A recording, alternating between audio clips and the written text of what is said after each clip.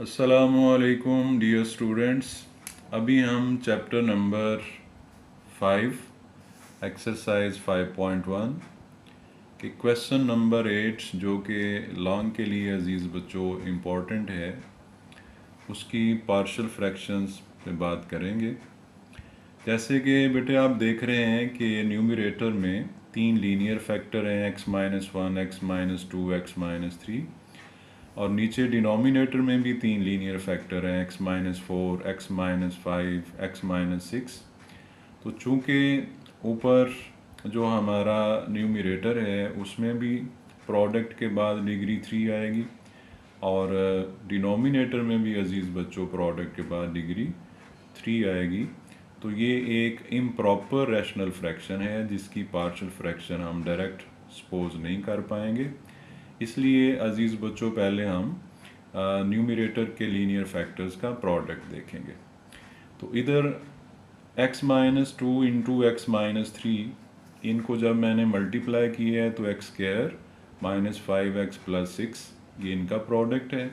First factor बेटे as it है। अब x-1 से जब आप इसको मल्टीप्लाई करेंगे और लाइक टर्म जैसे कि -5x² है, -x² है, इनको आप ऐड करेंगे और सिंप्लीफिकेशन के बाद अजीज़ बच्चों आपके पास एक पॉलिनॉमियल 3 डिग्री की आ जाएगी, यानी x³ minus 6x² plus 11x minus 6। तो ये आपके न्यूमरेटर में जो 3 फैक्टर हैं, लीनियर फैक्टर हैं, उनका अजीज़ बच्चों ये प्रोडक्ट है। सिमिलरली जब आप डिनोमिनेटर में जो 3 लीनियर फैक्टर हैं उनका प्रोडक्ट देखेंगे, तो पहले मैंने x-5 इंटू x-6 का प्रोडक्ट किया है जो कि बेटे x² माइनस 11x प्लस 30 है। इसको जब आप मल्टीप्लाई करेंगे x-4 से तो ये आपके पास एक प्रोडक्ट आएगा जिसमें आप like terms -11x² minus 4x², इनको बेटे सम अप करेंगे तो -15x² आएगा। फिर आप x वाली टर्म्स को जो है ऐड करेंगे प्लस 74x आएगा। ये कांस्टेंट आपका -120 एज इट आएगा। तो ये भी अजीज़ बच्चों डिनोमिनेटर में भी आपके पास एक पॉलिनॉमियल है जो जिसकी डिग्री जो है वो 3 है। तो आपकी ओरिजिनल स्टेटमेंट प्रोडक्ट के बाद कुछ इस तरह से बेटे आपके पास आएगी, x³ minus 6x² plus 11x minus 6 over x³ minus 15x² plus 74x minus 120। तो ये अब वाज़िया तौर पर क्लियरली नज़र आ रहा है कि ये एक इम्प्रॉपर रैशनल फ्रैक्शन है। तो अजीज़ बच्चों इसकी पार्शियल फ्रैक्शन आप सपोज नहीं कर पाएंगे, आपको पहले इसे मिक्स्ड फ्रैक्शन के अंदर डिवीजन की मदद से चेंज करना पड़ेगा। तो आप न्यूमरेटर को जब डिवाइड करेंगे डिनोमिनेटर से, जैसा कि आप बॉक्स में देख रहे हैं, तो आपका जो न्यूमरेटर है वो x³ minus 6x² plus 11x minus 6 है, इसको आप अंदर रखेंगे और डिनोमिनेटर से x³ minus 15x² plus 74x minus 120 से डिवाइड करेंगे। तो चूँकि अजीज़ बच्चों आपके न्यूमरेटर में भी x³ है और डिवाइज़र में भी x³ है, तो आप डिवाइज़र को 1 टाइम जो है वो मल्टीप्लाई करेंगे तो आपका डिवाइज़र एज इट नीचे आ जाएगा। साइन चेंज करने के बाद फर्स्ट टर्म x³ वाली कैंसिल हो जाएगी और x² वाली टर्म आप ऐड करेंगे तो 9x² आएगा। x वाली टर्म्स आप ऐड करेंगे तो माइनस 63x आएगा। कांस्टेंट की एडिशन अजीज़ बच्चों आप करेंगे तो प्लस 114 आपके पास आएगा। तो चूँकि रिमाइंडर में डिग्री 2 है और डिवाइज़र की डिग्री 3 है, तो मज़ीद अजीज़ बच्चों आपकी डिवीजन नहीं होगी।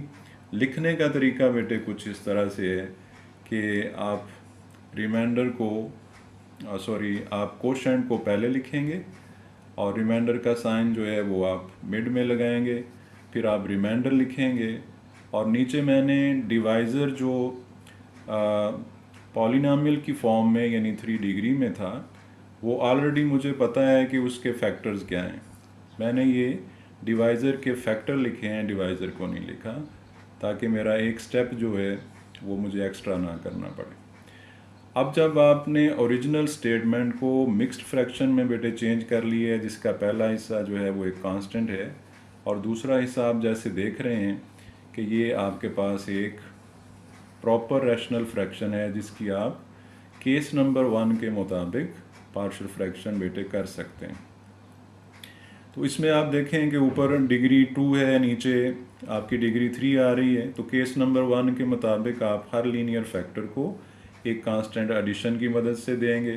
तो ये बेटे आपकी प्रॉपर रैशनल फ्रैक्शन, जो सिंगल प्रॉपर रैशनल फ्रैक्शन है, वो 3 यानी आपकी प्रॉपर रैशनल फ्रैक्शन में सम की सूरत में चेंज हो गई है, यानी पार्शियल फ्रैक्शंस आपने इसकी बना दी हैं। इसके बाद बेटे रूल ये होता है कि आपने लेफ़्ट साइड पे देखना होता है कि आपके डिनोमिनेटर में कितने फैक्टर हैं। उन सब फैक्टर्स का प्रोडक्ट अजीज़ बच्चों आपका एलसीएम होता है, उससे आपने पूरी इक्वेशन को मल्टीप्लाई करना होता है। तो जब आप दोनों साइड पे उसको मल्टीप्लाई करेंगे तो लेफ़्ट साइड पर जब आप मल्टीप्लाई करेंगे x-4 into x-5 into x-6 से, तो बेटे ये आपका डिनोमिनेटर मुकम्मल कैंसिल हो जाएगा, न्यूमरेटर एज इट आ जाएगा। राइट साइड पर जब आप फर्स्ट फ्रैक्शन को मल्टीप्लाई करोगे तो a के नीचे x-4 है वो कैंसिल हो जाएगा। ये दो फैक्टर x-5 इंटू x-6 आपके पास a के साथ आएंगे। सिमिलरली b के नीचे x-5 है वो कैंसिल होगा, तो b के साथ x-4 इंटू x-6 आएगा। c के नीचे अजीज़ बच्चों x-6 है वो कैंसिल हो जाएगा, तो c के साथ x-4 इंटू x-5 आएगा। तो ये एक स्ट्रेट फॉर्म के अंदर आपके पास इक्वेशन नंबर 3 आ जाएगी। इसके बाद बेटे ऑलरेडी आप क्वेश्चन नंबर 1, 2, 3 और 4, 5 में सीख चुके हैं कि आपने देखना होता है कि फर्स्ट कांस्टेंट के नीचे जो लीनियर फैक्टर है, अगर मैं उसको 0 सपोज करूं तो मेरे पास x की वैल्यू क्या आती है। इसी तरह आप सेकंड कांस्टेंट के नीचे लीनियर फैक्टर को 0 सपोज करेंगे तो आपके पास x5 आएगा। इसी तरह c के नीचे वाले लीनियर फैक्टर को अगर आप 0 सपोज करते हैं तो आपके पास x की वैल्यू 6 आएगी। तो ये तीनों वैल्यू x = 4, x = 5, x = 6, ये बारी बारी अजीज़ बच्चों आप इक्वेशन नंबर 3 में लगाएंगे। तो जब आप x = 4 लगाएंगे तो लेफ़्ट साइड पर 9 into 4⁻², -63 into 4 plus 114 is equal to a into 4 - 5 into 4 - 6, यानी ये आपके पास a के साथ वाले जो फैक्टर हैं उधर x की वैल्यू आप लगाएंगे। आगे b के साथ वाले फैक्टर में जब आप 4 लगाएंगे तो ये b वाली टर्म भी बेटे 0 हो जाएगी, और यहाँ बेटे c वाली टर्म भी जब आप यहाँ 4 लगाएंगे तो ये भी 0 हो जाएगी। लिहाजा a वाली टर्म जो है वो आपके पास आएगी। इसको मज़ीद आप सिंपल करेंगे तो सिंप्लीफिकेशन के बाद अजीज़ बच्चों आपके पास 2a = 6 आएगा, जहाँ से a की वैल्यू 3 मिलेगी। सिमिलरली अजीज़ बच्चों जब आप x की वैल्यू 5 लगाएंगे तो लेफ़्ट साइड पर आपके पास 9 into 5⁻², -63 into 5 plus 114 is equal to, आप जब यहाँ 5 लगाएंगे तो a वाली टर्म भी 0 हो जाएगी, और जब आप इधर 5 लगाएंगे तो c वाली टर्म भी अजीज़ बच्चों 0 हो जाएगी। सिर्फ b वाली टर्म में आप 5 लगाएंगे तो 5 - 4, 5 - 6 ये राइट साइड पे आपके पास आएगा। तो इधर जब आप सिंप्लीफाई करेंगे तो अजीज़ बच्चों आपके पास -b = 24, यानी b की वैल्यू -24 आपके पास आ जाएगी।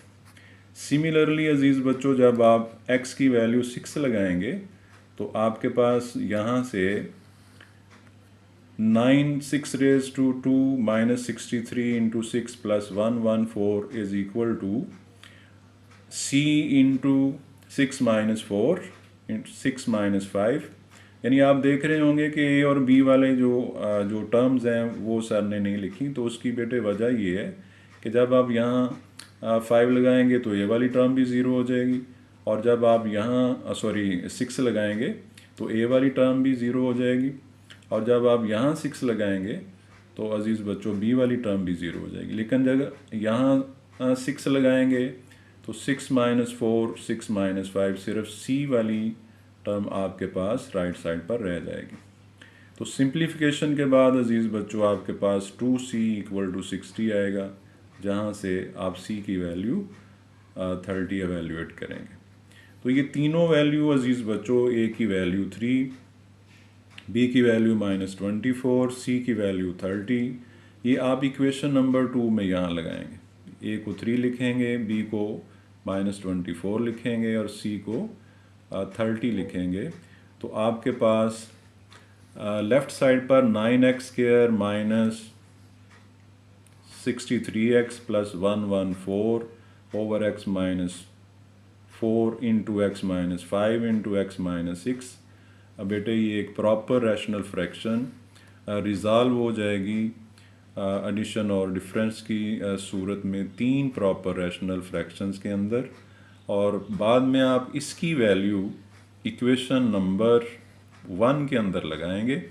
इक्वेशन नंबर 1 अजीज़ बच्चों ये आपको नज़र आ रही है, जिसकी लेफ़्ट साइड एज इट आ जाएगी ये आपके पास, और राइट साइड पर जो फर्स्ट टर्म है वो आपके पास 1 है, वो आप लिखेंगे। और उसके बाद अजीज़ बच्चों आपने एडिशन का साइन यूज़ करना है, ये एडिशन का साइन है। और उसके बाद आपने ये जो प्रॉपर रैशनल फ्रैक्शन है इसकी 3 ये प्रॉपर रैशनल फ्रैक्शंस जो हैं बनाई हुई हैं, इसको आप रिप्लेस कर देंगे इन 3 प्रॉपर रैशनल फ्रैक्शन से। तो आपकी मुकम्मल पार्शियल फ्रैक्शंस इस तरह से बनेगी: 1 + 3 over x - 4 - 24 over x - 5 + 30 over x - 6। तो ये बेटे आपकी कंप्लीट पार्शियल फ्रैक्शन हो गई हैं। उम्मीद है कि आपको इस क्वेश्चन की अच्छे तरीके से समझ आ गई है। ढेर सारी दुआओं के साथ अल्लाह हाफिज़।